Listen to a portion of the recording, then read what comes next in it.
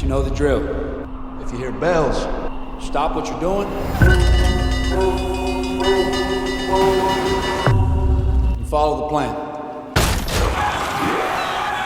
Basements and cellars, you lock the doors, reinforce, shelter in place till we tell you it's safe to come out. Now for the rest of us, where do we go? Up, that's right. Rooftop, second floors, what do we bring? 7, 6, 11, 5. Sidearms, rifles, take them with you. Keep them on you. Moving up and down again. Don't. Look at what's in front of you.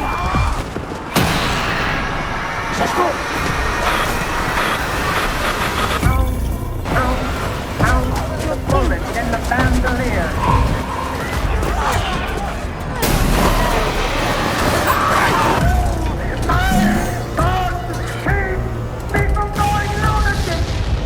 There are many kinds of death. Jackson Hole! Moving up and down again.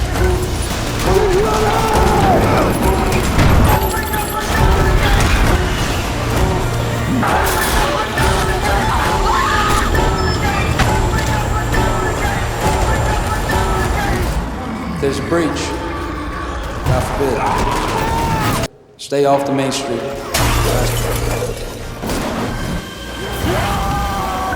There's no discard to the war.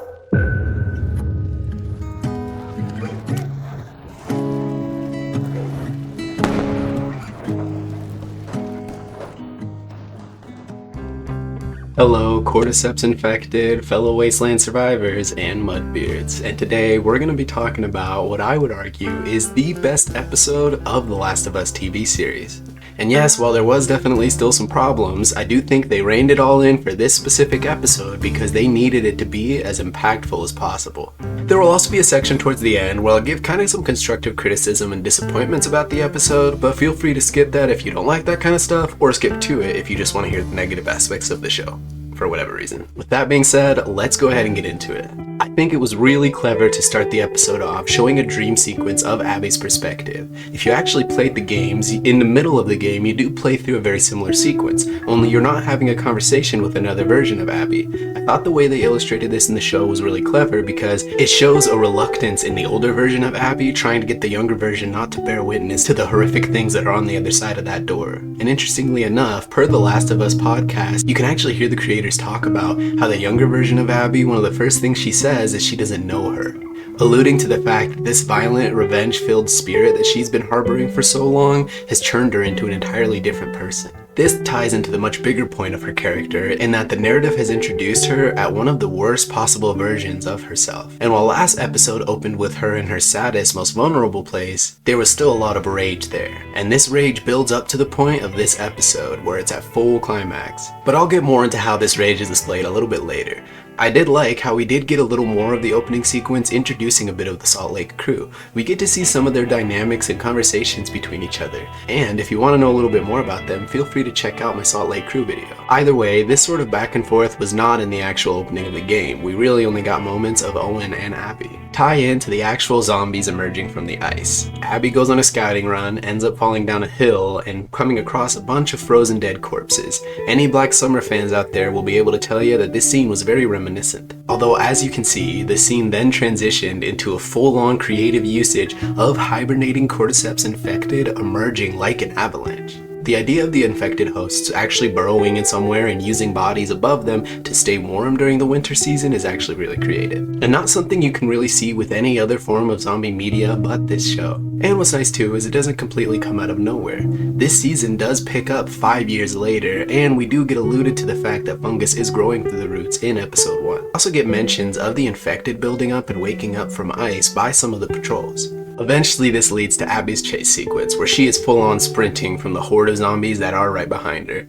And I really enjoyed the way this was shot, from the sound design and her footsteps running to the wave of zombies right behind her, to the fact that wherever they shot this, if it was actually filmed in snow, to be able to film and run that way is hard to do. Whether it was a stunt double or Caitlin Dever herself, the angles of the cinematography did very much resemble 28 Weeks Later. And I would still argue that any apocalypse or zombie fan, that 28 Weeks Later shot of them running down the hill right behind him is an iconic shot for all zombie fans. So to have something at least similar to it, intentional or not, was really cool to see. This eventually leads to the Battle of Jackson, and I gotta say, this specific battle had me very hyped. Very resembling of Game of Thrones, but carrying a little bit different stakes. See, with Game of Thrones, by the time they introduced these giant horde battles, a lot of the main characters were pretty much invincible superheroes. Spoiler alert, but the only good battle of Game of Thrones involving the dead was actually the Battle of Hardhome. But moving on from that. What I like about this series is it takes some of the same aspects of Game of Thrones, but mixes it with the aspects of World War Z. This Infected proved to be a force to be reckoned with, and I like how Jackson does the best they can to prepare.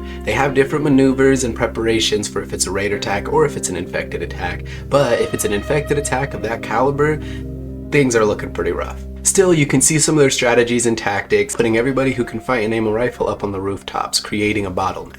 Even on the walls, you had the scenes of everybody lining said walls with the calibers dropping as they were firing down. And with the mechanisms used to dispel the barrels and them loading into it before actually setting the whole place ablaze. I also really enjoyed the scene where they released the dogs and how the dogs came rushing in to actually attack the infected. And while I wish there was a little bit more of an angle or camera shot where Tommy looked like he was done for and the dogs came in to save him, the visual scene of the dogs actually attacking was really satisfying. And I like that animals are being more heavily utilized within the series or zombie mediums as a whole. And one of the best outcomes of this entire battle sequence was that Benjamin, Tommy's son, survived, which means there's still a chance, no matter how small, that Neil will put me in the show. Come on, I'll play Tommy's son, or the game, I'll take either.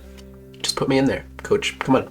Let's go ahead and cut over to Joel and Abby's golfing trip. This is a little bit heavier of a subject for some, so if you prefer a Joel video that's a little bit more on the lighthearted side and lacking all of the visual violence, then feel free to check out my Joel video.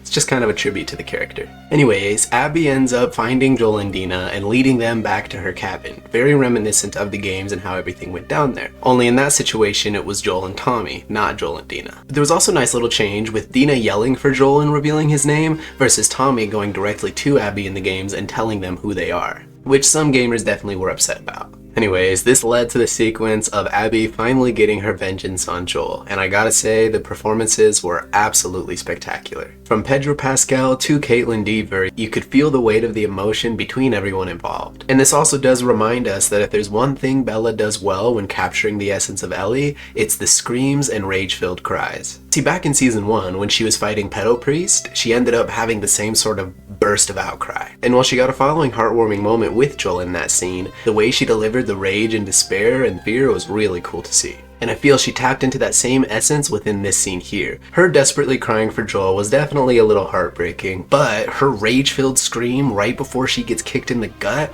really does capture the essence of Ellie during this sequence in the games. You're gonna fucking die! You're all gonna fucking die! And I will say, they altered things enough that I'm actually struggling to decide which version I kind of like more, but I'll get into that more in my constructive criticism section of the video. I did really think that the choice to have her stab the golf club into Joel was a little bit unsettling and a little bit too smooth, which added a different flavor to the brutality displayed. So now let's get into some of my more constructive criticisms of the episode. One would be the Battle of Jackson. One of the big problems I had with the Battle of Jackson was the fact that during the sequence when the Charger was actually aiming towards Maria and Tommy tried to distract it, there was 10 billion zombies running right past him. The amount of times Tommy should have died within this battle is actually insane, and he definitely has not only the Jon Snow haircut, but the Jon Snow plot armor. Still one of my favorite characters because of everything that's about to come his way. Another thing I don't get is why in so many zombie shows or mediums, nobody ever climbs things. You could see within the segment that Tommy found himself cornered in the alleyway that he could have very well climbed through some of those boxes. That being said, it is a TV show and that would have taken away from the amazing flamethrower scene. Another scene I didn't really like as an alteration to the games, and again this is from a game fan's perspective, so narratively you can take it or leave it. But in the games, when Abby's group finds Joel and Tommy, they have the jump on them, and even when they have them surrounded, they still frantically take them down, with Nora beating Tommy over the head several times with the butt of her gun. All of this is a frantic fight, hopefully to get things locked and under control so Abby can deliver her revenge. The way it was choreographed in the game was very real and very grounded, versus in the show, it was very much more like a theatrical play, which makes sense because it is a TV show. That being said, my main argument is that in the show, when they got to Dina, they ended up just injecting her with some sleep medicine, which just doesn't really sit well for me. I would have even appreciated if just Abby knocked Dina out with one punch, not only emphasizing her strength, but emphasizing that Dina can also take a punch or take a hit, but it just feels like they pampered the character a little bit simply because of the role reversal. Now, if Tommy was in the same situation and got given the same sleep medicine, then sure, I wouldn't really have much to complain about. But something tells me if Tommy was in this situation, they would physically beat him a lot harder. In my eyes, this kinda just seems like a double standard, especially considering the fighting Dina and Ellie get into in Seattle. Physically, these characters are gonna have to get used to taking a hit. But who knows, maybe in this story there won't be as much physical violence as there was in the games, which in my opinion would be a bit of a downgrade, but we'll have to see.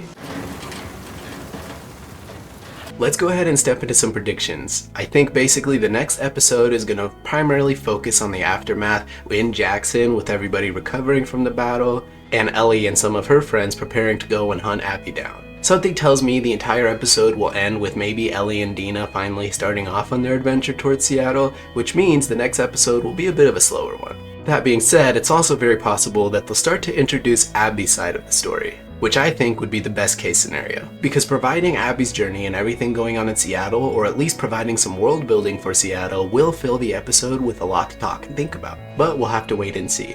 All I can say is Abby's group / the Salt Lake crew / the entire WLF as a whole will vastly regret messing with Tommy in any way, shape, or form. This dude is a one-man army, a great leader, and someone who will throw himself in danger to protect those he loves. So you have to imagine what he would do when someone takes away someone he loves. Either way, I do really think this was the best episode of the entire series so far. Did it outshine the games? Not necessarily, although I do think it provided enough alterations to bring up a debate. I feel it'd be pretty easy to argue which version of these sequence of events would be preferable. Personally, I do still like the games, but everything to do with Jackson within the show was a very solid plus. That being said, what do you guys think about it? Are you emotionally okay? Did you think the battle was awesome? How are you looking forward to the rest of the season, considering we still have so many more episodes to go through? If you're looking for more Last of Us vids to watch, feel free to check out the playlist. If you're looking for a nice pick-me-up for Joel as a character and understanding his sort of journey as a character, feel free to check out my Joel video. Otherwise, thank you guys for your feedback, appreciate your support, and remember, if you're gonna go golfing, don't do it with Abby.